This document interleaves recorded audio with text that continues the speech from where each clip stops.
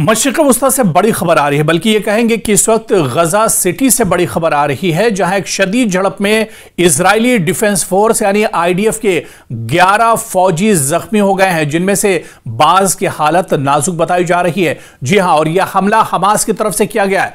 Hamas ने गौरीला तरीके से यह हमला किया है। जब से जमीनी पेशकदमी इजराइल ने शुरू की है, आईडीएफ के जवान जब से जमीन पर कार्रवाई कर रहे हैं गजा के अंदर, उसके बाद से ही आईडीएफ के जवानों के खिलाफ लगातार हमास की कार्रवाई एक तरह से हो रही है और हमास की इन कार्रवाइयों में शिद्दत आई है। और इस वक्त बड़ी खबर यह है कि गजा सिटी में एक शदीद झड़प में इजरायली डिफेंस फोर्स यानी आईडीएफ के 11 फौजी जख्मी हो गए हैं, जिनमें से बाज की हालत नाजुक बताई जा रही है।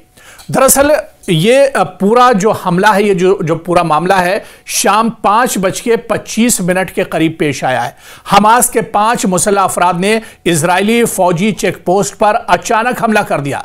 इब्तिदाई तौर पर यह खबर आई है कि 2 देसी साख्ता बम यानी आईडीज एक इजरायली टैंक को निशाना बनाने के लिए इस्तेमाल किए गए हैं। इसके बाद करीब से फायरिंग हुई है, जिसमें 82वीं बटालियन के फौजियों ने जवाबी कार्रवाई की है और इस झड़प में बताया जा रहा है कि आईडीएफ के 11 जवान जख्मी हो गए हैं, जिनमें से कई की हालत नाजुक बताई जा रही है।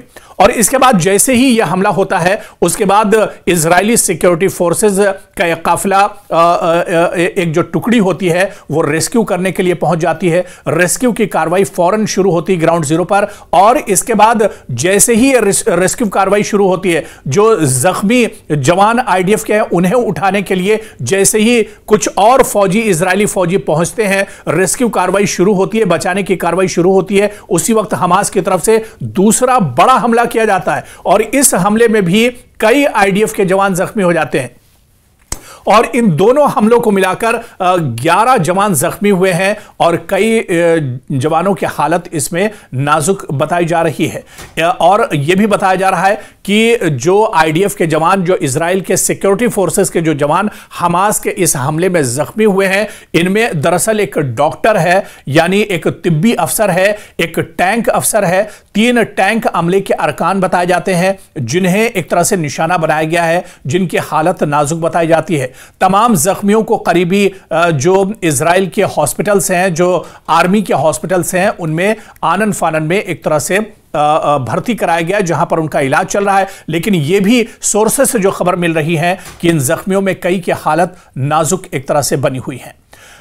अब जबकि पूरे गजा पर इजराइल कंट्रोल करना चाह रहा है और उसने जमीनी तौर पर अब पेशकदमी भी शुरू कर दी है, ऐसे में अब हमास ने भी अपनी हिकमत अमली बदल दी है। हमास ने बड़े पैमाने पर अपनी रणनीति एक तरह से बदली है। हमास इस वक्त गौरीला तर्ज की जंग लड़ रहा है, यानी जेर जमीन जो सुरंगें हैं, जो टनल है, वारफेयर आईडीज और छापामार कार्रवाइयां, इनके बुनियादी हथियार एक तरह से बन चुके हैं।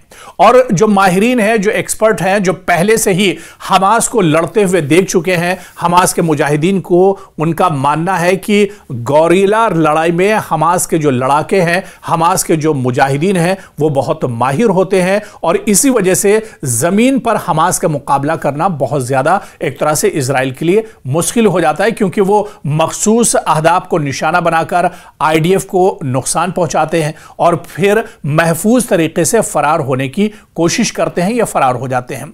हालांकि इजराइल के लिए अब हमास बहुत बड़ा चैलेंज बन गया है। और यहां पर दिलचस्प यह भी है कि 7 अक्टूबर 2023 के बाद जो एक बड़ी कार्रवाई हमास के खिलाफ इजराइल ने छेड़ी थी और यह कसम बिन्यामिन नेतन्याहू ने खाई थी कि हमास को नेस्त नाबूद कर देंगे, हमास का पूरे तौर से खात्मा कर देंगे, और उसके लिए इजराइल ने पूरे गजा पर हमला किया।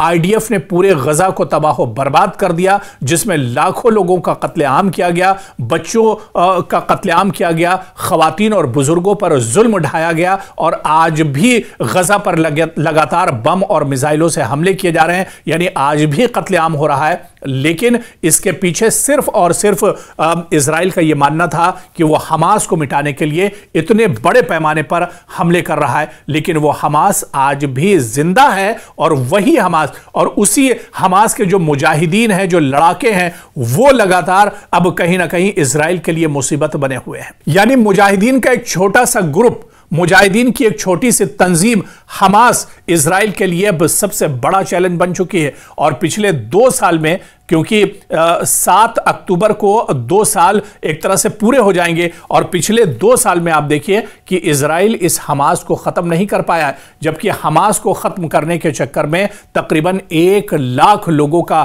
खून बहाया है, कत्ल किया है इजराइल ने गजा में। तो वो हमास आज भी जिंदा है। और अब जब जमीनी लड़ाई शुरू हुई है गजा के अंदर, पूरे गजा पर कंट्रोल हासिल करने के लिए आईडीएफ पेशकदमी कर रहा है, ऐसे में वही हमास अब इजराइल के लिए सबसे बड़ा चैलेंज बन गया है। तो कहीं ना कहीं इजराइल के लिए हमास अब एक बड़ा चैलेंज है। शहरी इलाकों में हमास की छुपने की सलाहियत है, सुरंगों का जाल है, जो इजरायली इंटेलिजेंस के लिए बहुत बड़ा खतरा है। इसके अलावा इजराइल को बैनुल-अक़वामी तनकीद का सामना है, खासतौर पर शहरी हलाकतों पर। जितने बड़े पैमाने पर गजा में हलाकतें हुई हैं, जितने बड़े पैमाने पर कत्लेआम हुआ है इस गजा में, ऐसे में आलमी दबाव भी एक तरह से बढ़ता जा रहा है। ऐसे ही आप देखिए कि इलाकाई शनाख्त की जो पेचीदगी है, वो दरअसल इजरायली फौजियों के लिए बहुत मुश्किल है। गजा एक घना आबादी वाला इलाका है, जहां शहरी और जंगजू में तमीज करना बहुत मुश्किल हो जाता है। सुरंगों का यहां पर एक निजाम है, एक जाल बिछा हुआ है। हमास के पास जेर जमीन सुरंगों का एक ऐसा जाल है जिसके जरिए वो महफूज तरीके से एक इलाके से दूसरे इलाके में मुंतकिल हो जाते हैं। और फिर जब गौरीला हमले किए जाते हैं ऐसी हालत में, यानी अचानक हमले होते हैं, यानी हमास उमूमन छोटे ग्रुपों में अचानक हमला करते हैं, जैसे हालिया वाक़े में हुआ है, जिससे फौजी काफिले या चौकियां गैर मुतवक्के तौर पर निशाना बनती हैं। और इसके अलावा आप देखिए कि गजा पर फौजी कार्रवाइयों के दौरान आम शहरियों की हलाकतों की खबरें इजराइल के लिए आलमी सतह पर भी परेशानी का बायस बनी हुई है। और इसके अलावा एक जो बड़ी बात है कि गजा में जारी लड़ाई अब तकरीबन 2 साल इस लड़ाई को हो रहे हैं। ऐसे में जिस फौजी जवान और लॉजिस्टिक सिस्टम पर दबाव लगातार बढ़ता जा रहा है, जहनी दबाव लगातार बढ़ रहा है, लगातार जंग में रहने का दबाव भी एक तरह से बढ़ रहा है।